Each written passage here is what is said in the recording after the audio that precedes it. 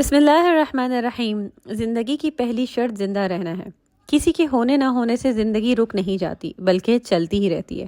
اکثر وہ لوگ جن کے بنا زندگی گزارنا انتہائی ناگزیر ہو جاتا ہے، وہ اچانک ہم سے دور ہو جائیں یا بچھڑ جائیں بغیر وجہ کے، تب بھی زندگی کو کوئی فرق نہیں پڑتا، وہ رواں دواں ہی رہتی ہے۔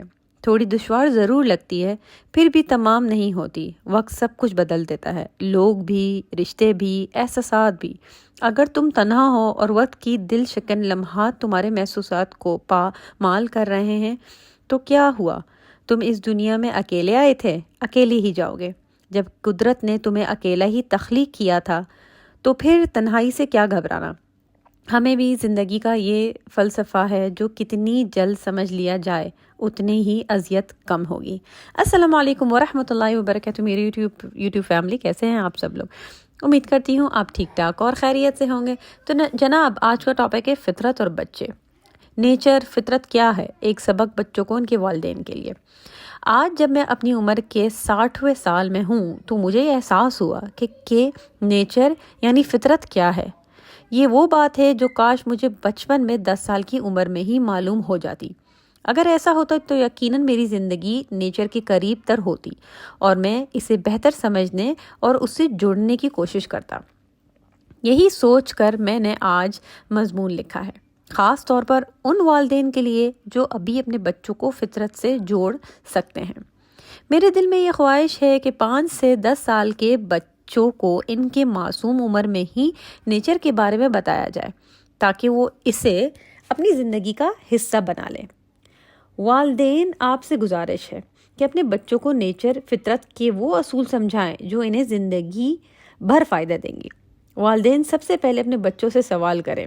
سوالات ان کی توجہ نیچر کی طرف مبذول کراتے ہیں اور ان کے ذہن میں تجسس پیدا کراتے ہیں۔ کچھ سوالات جو آپ ان سے پوچھ سکتے ہیں وہ یہ ہے: سورج ہر روز صبح کیوں نکلتا ہے؟ درخت ہمیں آکسیجن کیسے دیتا ہے؟ پرندے کیوں گاتے ہیں؟ بارش کہاں سے آتی ہے؟ دریا کا پانی کہاں جاتا ہے؟ یہ سوالات ان کے ذہن کو متحرک کرے گا اور وہ غور فکر کریں گے کہ یہ سب کچھ کیسے ہوتا ہے۔ جب بچے ان سوالات پر غور کریں گے تو ان کے سامنے نیچر کے 10 بڑے نظاموں کو آسان اور دلچسپ مثالوں کے ذریعے واضح کریں۔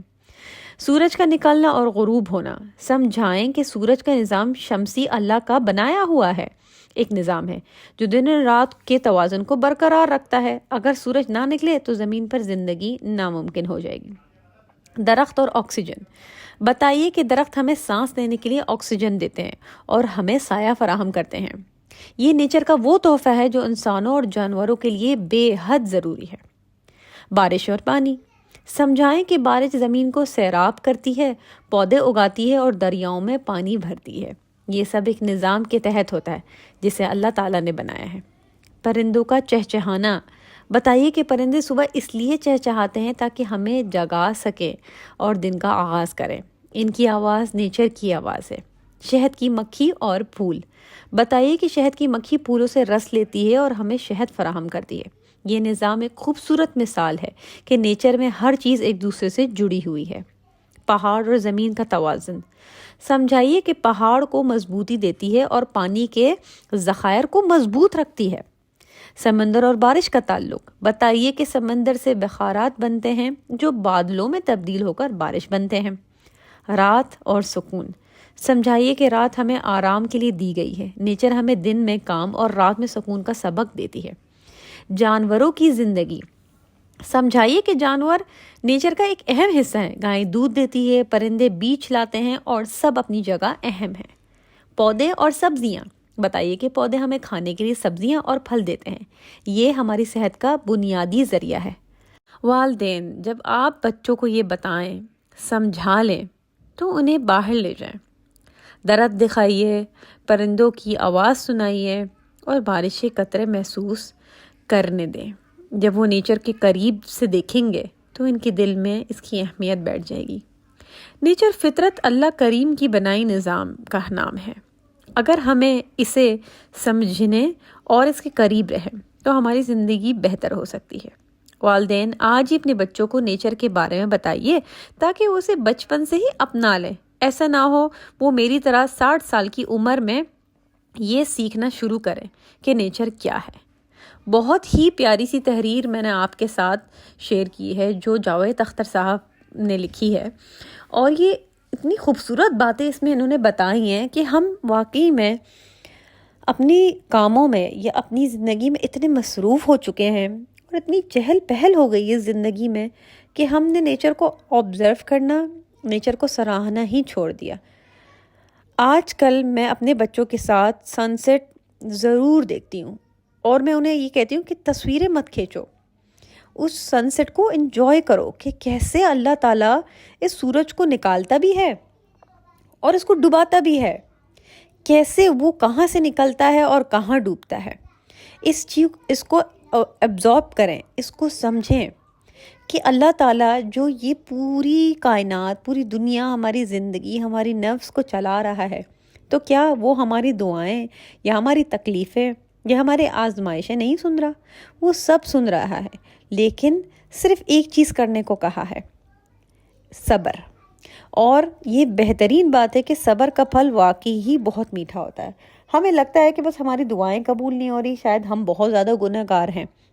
ہمیں ایسا نہیں سوچنا چاہیے، ہمیں یہ سوچنا چاہیے کہ ہر گناہ کے لیے معافی ہے، اور اگر آپ معافی دل سے مانگیں اور کہیں میں اسے دوبارہ نہیں کروں گی، تو یقین مانیں اللہ معاف کرنے والا ہے۔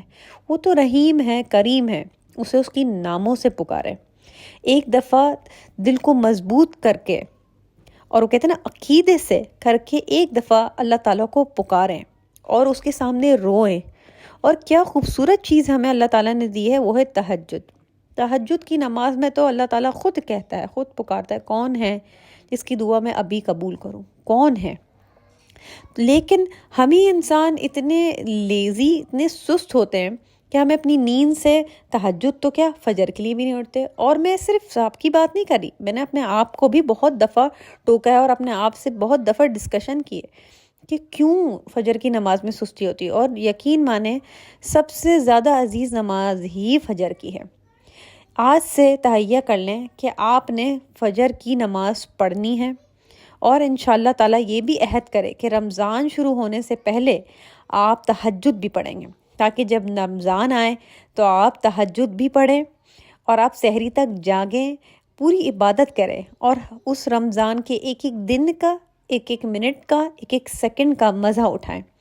اور عبادت کو بوجھ بن کے نہ لیجئے گا، ہمیشہ ایک اچھی خوبصورت چیز لے کے چلیں گے تو یقین مانیں آپ بھی خوش ہوں گے اور آپ کا رب بھی۔ تو بس آج کی ویڈیو میں اتنا ہی۔ اگر ویڈیو پسند آئی ہے تو پلیز لائک کیجیے گا، چینل پہ فرسٹ ٹائم آ رہے ہیں تو چینل کو سبسکرائب ضرور کیجیے گا۔ ملتی ہوں اپنے اگلے ویلاگ میں۔ Till then take care of your self, مع السلام، اللہ حافظ۔